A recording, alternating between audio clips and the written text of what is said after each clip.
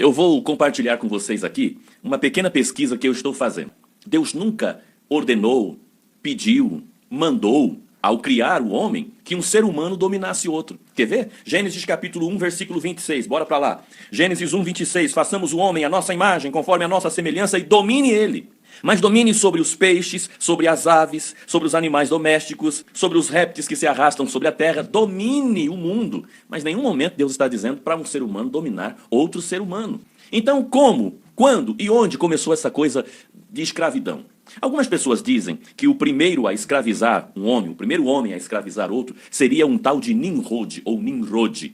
Ele vai aparecer em Gênesis capítulo 10. Mas eu não encontrei não, gente. Ele era filho de Cush. Cush gerou a Nimrod, que começou a ser poderoso na terra. Ele foi poderoso caçador. O princípio do seu reino foi Babel. Então, ele é um dos criadores, um dos idealizadores da famosa Torre de Babel. E ele também edificou uma cidade chamada Nínive.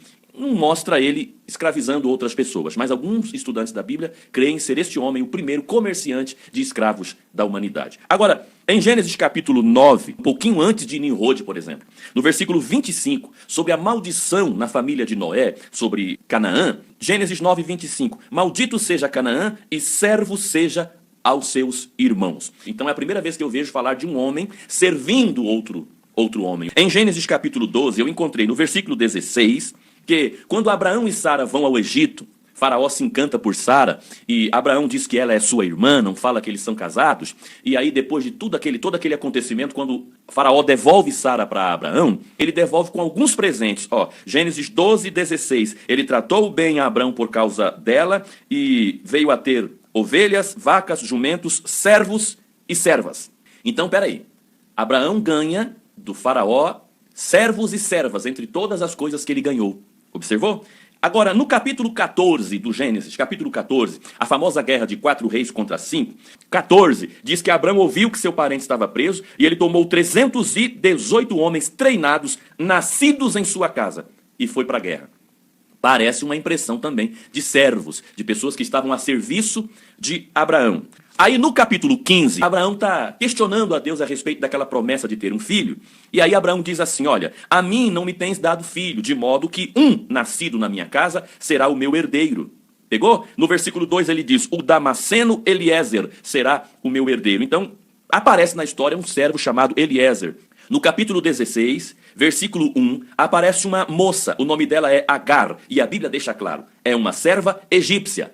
Tá ligando os pontos? Quando Abraão saiu do Egito, ele ganhou servos e servas. No capítulo 22, quando Abraão vai à terra de Moriá para oferecer Isaque em sacrifício, o versículo de número 2 vai dizer que Abraão levou consigo servos. O versículo 5 vai dizer que Abraão disse aos seus servos, ficaem aqui, eu e o rapaz subiremos para adorar. No versículo 19, quando Abraão desce do monte, diz que ele voltou aos seus servos.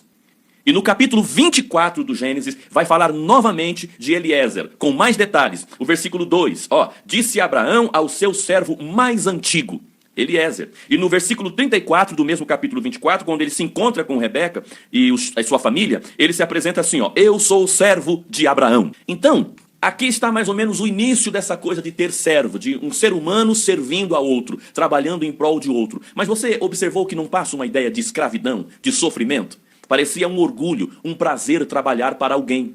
Tanto que Eliezer diz com orgulho, eu sou servo de Abraão. Agora, a partir do Êxodo capítulo 1, nós vamos conhecer uma história de escravidão diferenciada. Não com orgulho, não com alegria, não sendo bem cuidado, uma história de escravidão mesmo. Está no Êxodo capítulo 1 a história de Israel no Egito. Os descendentes de Israel no Egito passam a ser escravizados. Não é uma ideia de servir com honra ou servir com orgulho, é uma ideia de escravidão. É uma ideia de ser obrigado a trabalhar para alguém. Agora observe que quando o povo de Israel sai do Egito, aí eles começam, um irmão escravizar o outro. Olha que coisa doida.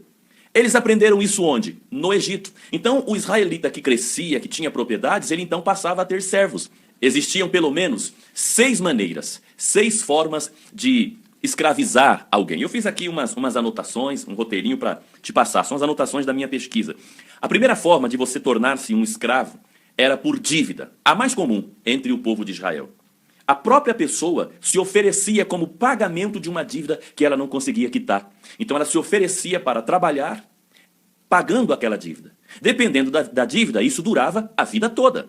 A pessoa oferecia seus filhos como servos, entende? Em 2 Reis capítulo 4 tem uma história assim. Aquela viúva foi até o profeta Eliseu e ela informa: o credor ou os credores estão vindo para levarem meus filhos para serem servos. Traduzindo, como pagamento de uma dívida. A segunda forma de tornar-se servo entre o povo de Israel era por compra ou por venda.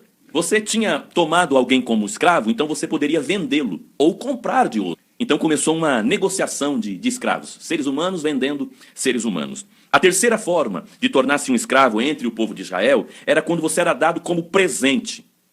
Observe, você tinha um escravo, um servo, uma serva, e você presenteava a outra pessoa, um amigo, por exemplo, um parente, com um servo. Em vez de presentear com uma vaca, um cavalo, você dava um outro ser humano de presente. Olha que coisa interessante. Em Gênesis 29, tem uma história muito interessante. Quando Jacó se casa com Lia, o pai dá Zilpa como serva. Uma serva dele, ele dá para Lia. Quando Jacó se casa com Raquel, o pai dá Bila. Então, Zilpa é serva de Lia, que ela ganha do pai, e Raquel também ganhou uma serva, que se chamava Bila. Depois você sabe o rolo que vai dar essa mulherada toda com Jacó. A quarta forma de tornar-se um escravo em Israel era por herança. Quando você herdava as propriedades da sua família, os escravos vinham no pacote.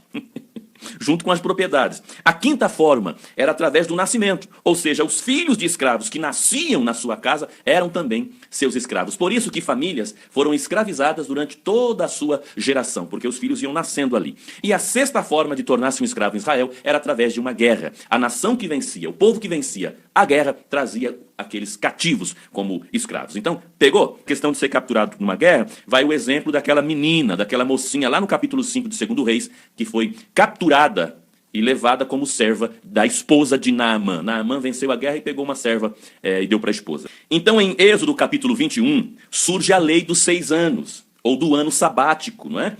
Você trabalhava 6 anos, e Êxodo capítulo 21, gente, peraí que eu vou achar. Você trabalhava 6 anos e no 7º ano você era liberado. Êxodo capítulo 21, versículo 2. Se comprares um escravo hebreu, 6 anos servirá, mas no 7º sairá de graça. Entendeu?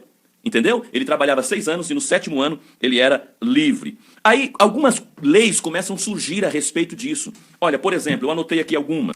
Em Êxodo capítulo 21, versículo 12, há uma pena para quem assassinar um escravo, um servo. Em Êxodo 21, versículo 26, se um escravo ficar paralítico, por exemplo, se machucar trabalhando, ele deveria ser livre, passar a ser livre. Mais uma coisa, ao despedir um escravo, você devia dar a ele algo para ele recomeçar sua vida. Pois Israel, quando saiu do Egito, saiu levando coisas do Egito. Olha que interessante. Mas aí, gente, surgiu um problema. Qual é o problema? Eu fico imaginando Moisés tendo que resolver essas coisas todas. Imagina Moisés chegando para Deus falando: Senhor, temos um problema aqui. Porque alguns senhores querem liberar seus servos, mas o servo não quer ir embora. O servo quer ficar. O servo fala: não tenho para onde ir. Não, mas a gente está te dando aí um recurso para você começar a sua vida, sua dívida está paga. Não, eu não quero ir. Eu quero ficar. Ainda em Deuteronômio capítulo 15, olha que interessante o que a Bíblia diz. Quando teu irmão ou irmã se vender a ti, 6 anos te servirá, mas no 7º ano o despedirá. E quando tu despedires, não o despedirás de mãos vazias. E se o escravo disser, olha, Deuteronômio 15, 16, se ele disser: não quero ir, porque te amo, amo a tua família e me sinto bem em tua casa, então lhe furarás a orelha. Ele terá a orelha marcada, a orelha furada. Para quê? Observe isso aqui. Para onde aquele escravo chegasse, aquele servo chegasse, as pessoas olhassem e dissessem: este aí é servo do fulano de tal. Mas espera aí, ele tem uma marca na orelha. Ele não serve por escravidão. Ele serve por amor. Está entendendo a mensagem, né, meu irmão? Está entendendo, né, minha irmã? É o que Jesus fez conosco. Ele nos liberta, mas nós não queremos ir. Ele disse para 90% dos casos em que ele curou, salvou, ele dizia para a mulher adúltera: vai e não peques mais. Para a mulher do fluxo de sangue: vai-te em paz. Para o gadareno que ele expulsou os demônios: volta para a tua casa. Para os próprios discípulos, ele disse: o povo está me deixando, se quiserem pode ir também, vocês são livres.